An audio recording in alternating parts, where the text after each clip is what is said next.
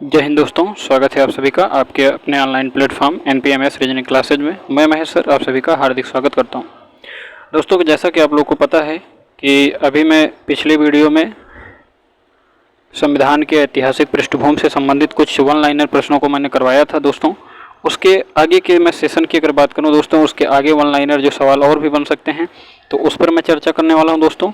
और दोस्तों, इसके जस्ट बाद में जो है ऐतिहासिक पृष्ठभूमि से संबंधित जो अभी तक प्रीवियस ईयर में पूछे गए प्रश्न हैं उनको मैं ऑब्जेक्टिव टाइप के प्रश्नों को मैं लेके आऊँगा दोस्तों। तो आशा करता हूँ दोस्तों आप लोग को वीडियो अच्छी लग रही होगी दोस्तों। अगर वीडियो आप लोग को अच्छा लग रहा हो दोस्तों तो एक प्यारा सा लाइक कमेंट करना ना भूलें दोस्तों। आपके कमेंट से ही हमें हौसला मिलता है दोस्तों। आपके कमेंट की मुझे बहुत आवश्यकता है दोस्तों।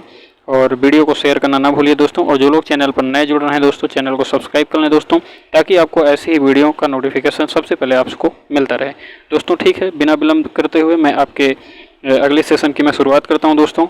जैसा कि पहला यहाँ पर प्रश्न किया है दोस्तों कि भारतीय संविधान में राष्ट्रपति के चुनाव की प्रणाली किस देश से ली गई है। दोस्तों, अपने यहाँ जो भारत में राष्ट्रपति का चुनाव होता है उस चुनाव की प्रणाली किस देश से ली गई है दोस्तों। तो इसका करेक्ट आंसर हो जाएगा दोस्तों आयरलैंड। आयरलैंड से राष्ट्रपति के चुनाव की प्रणाली ली गई है दोस्तों। अगले अगर नेक्स्ट की मैं बात करूं दोस्तों, किस अधिनियम ने ईस्ट इंडिया कंपनी के व्यापारिक एकाधिकार को समाप्त कर दिया। दोस्तों, मोस्ट इंपॉर्टेंट सवाल है, कई बार ये पूछा गया है कि ईस्ट इंडिया कंपनी के व्यापारिक एकाधिकार को समाप्त किया है किस अधिनियम ने। तो दोस्तों ध्यान रखिएगा 1831 चार्टर्ड अधिनियम ने। अगले सवाल की बात करते हैं दोस्तों, भारत का मूल संविधान कहाँ प्रकाशित किया गया था। तो दोस्तों इसका करेक्ट आंसर हो जाएगा दोस्तों देहरादून में। भारत का मूल संविधान कहाँ प्रकाशित किया गया था, देहरादून में।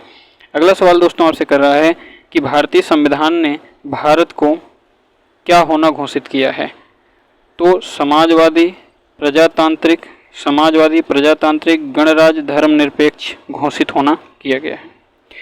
अगला आपसे कह रहा है दोस्तों कि हमारे संविधान के अनुसार भारत क्या है, एक धर्मनिरपेक्ष राष्ट्र है दोस्तों। ध्यान रखिएगा, भारत हमारा एक धर्मनिरपेक्ष राष्ट्र है। भारत का संविधान दिवस कब आता है। तो दोस्तों 26 नवंबर को भारत का संविधान दिवस मनाया जाता है। अगले अगर सवाल की बात करें दोस्तों, भारतीय संविधान को अस्तित्व में आया। तो भारतीय संविधान अस्तित्व में कब आया दोस्तों। तो 26 जनवरी 1950 को अस्तित्व में आया था दोस्तों। अगला आपसे कह रहा है दोस्तों, भारत के राष्ट्रीय ध्वज में स्थित अशोक चक्र में कितनी तीलियां होती हैं दोस्तों। तो ध्यान रखिएगा उसमें दोस्तों 24 तीलियां होती हैं। यह आपका करेक्ट जवाब हो जाएगा। अगले सवाल की दोस्तों बात करें तो हमारे राष्ट्रीय ध्वज में स्थित चक्र किस बात का प्रतिनिधित्व करता है। तो जो चक्र होता है दोस्तों वो न्याय का प्रतीक होता है दोस्तों। ध्यान रखिएगा। अगला आपसे सवाल कर रहा है दोस्तों कि भारतीय संविधान में कितने भाग हैं। तो दोस्तों ध्यान रखिएगा भारतीय संविधान में कुल कितने भाग हैं दोस्तों, 22 भाग हैं। अगले सवाल की बात करते हैं दोस्तों, भारत का राष्ट्रीय फूल क्या है। तो दोस्तों भारत का राष्ट्रीय फूल सबको पता है दोस्तों, कमल है। सभा के विचार विमर्श के लिए मार्गदर्शन करने के लिए उद्देश्य संकल्प आंदोलन का प्रारंभ किसके द्वारा किया गया था। तो दोस्तों ध्यान रखिएगा जवाहरलाल नेहरू के द्वारा। अगला आपसे कह रहा है दोस्तों, भारत की संविधान सभा का प्रारूप समिति, मोस्ट इंपॉर्टेंट लाइन है दोस्तों, ध्यान रखिएगा, प्रारूप समिति के अध्यक्ष कौन थे। तो दोस्तों ध्यान रखिएगा डॉक्टर भीमराव अंबेडकर साहब थे। अगले सवाल की अगर मैं बात करूं दोस्तों, कह रहा है किस एक्ट ने मुसलमानों के लिए अलग मतदाताओं या सामुदायिक प्रतिरूप की पेशकश की थी। तो एक्ट 1909। अगला सवाल आपसे कह रहा है दोस्तों, भारतीय नागरिकता किसके द्वारा दी जाती है। तो दोस्तों ध्यान रखिएगा भारतीय नागरिकता गृह मंत्रालय के द्वारा दी जाती है।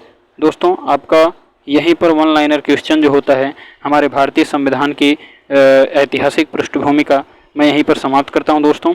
आगे मैं आपसे मुलाकात करता हूं दोस्तों, इसके ऑब्जेक्टिव टाइप के जो सवाल अभी तक पिछले वर्षों में पूछे गए हैं मैं उस पर आपसे चर्चा करने वाला हूं दोस्तों।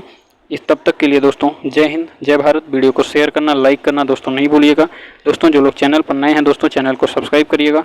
तब तक के लिए सबको जय हिंद जय भारत।